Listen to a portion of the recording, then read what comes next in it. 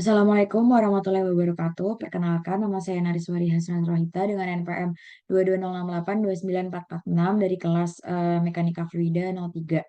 Jadi pada video kali ini saya akan menjelaskan mengenai jawaban kuis saya pada saat kelas Mekanika Fluida hari Selasa. Jadi pada saat kuis kemarin terdapat beberapa soal yang dikasih oleh Pak Dai. Jadi di sini saya akan menjelaskannya.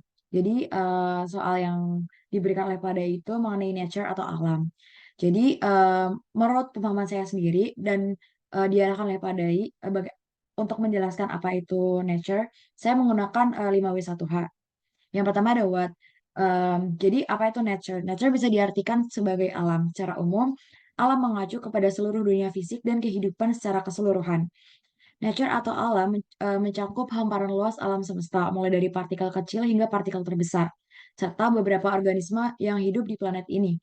Aspek dunia yang nyata maupun tidak nyata juga masuk dalam aspek nature, mulai dari hukum fisik yang mengatur perilakunya hingga ekosistem yang menopang kehidupan.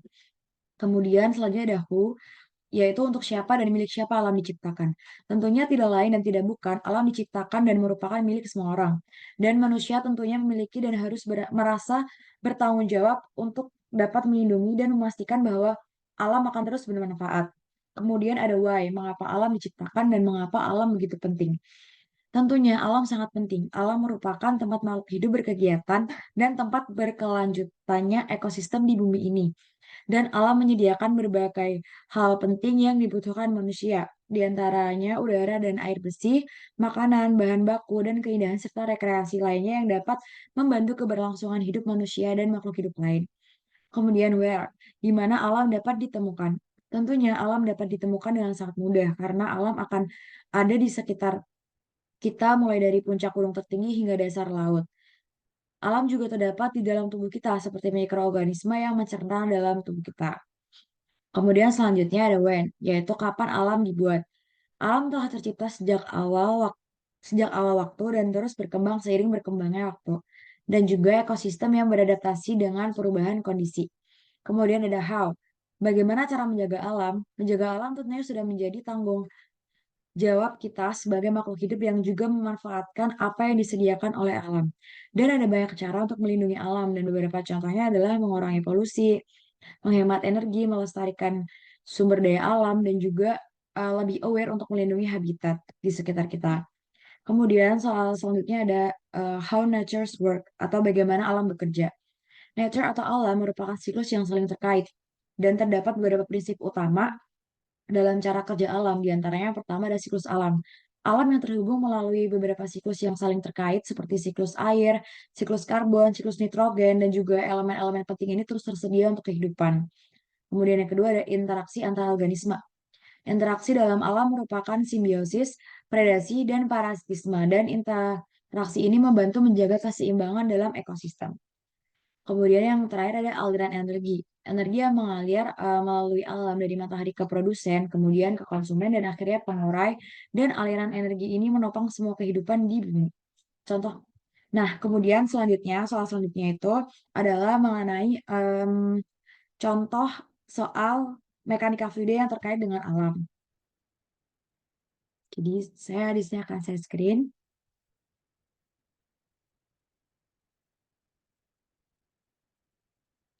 Nah, jadi seperti yang telah dilihat, di sini ada contoh soal perhitungan mekanika fluida di alam, yaitu debit aliran sungai.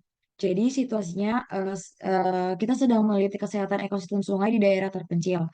Salah satu faktor penting yang ingin diukur adalah debit air sungai, yaitu volume air yang mengalir melalui suatu titik tertentu dalam sungai per satuan waktu.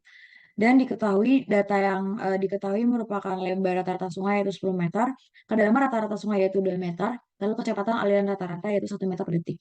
Nah, untuk menyelesaikan soal tersebut, kita juga dapat menggunakan konsep DAI5, yaitu yang pertama ada consciousness, yaitu secara sadar. Jadi, eh, untuk menyelesaikan soal ini, apabila menggunakan konsep DAI5, kita harus secara sadar kalau kita ingin menyelesaikan soal tersebut.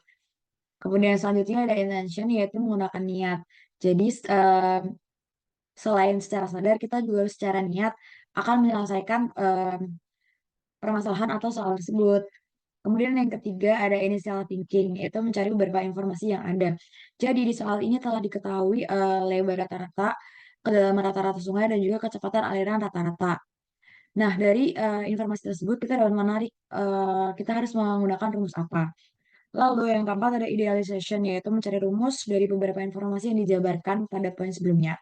Nah, pada poin sebelumnya tadi telah didapatkan beberapa informasi yang ada. Nah, dari informasi tersebut kita dapat mencari rumusnya seperti yang ada pada contoh soal ini adalah Q sama dengan L kali H kali V.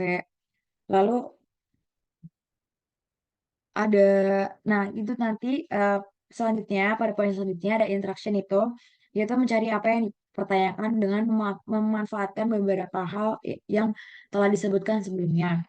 Seperti kita akan memasukkan rumus menggunakan angka-angka yang telah diketahui. Lalu untuk contoh soal itu saja. Lalu kemudian em, pada soal selanjutnya ada mengenai penggunaan konsep Daifeng tadi pada soal. Mungkin sekian penjelasan jawaban kuis mekanika fluida saya. Apabila ada kesalahan mohon dimaafkan. Wassalamualaikum warahmatullahi wabarakatuh.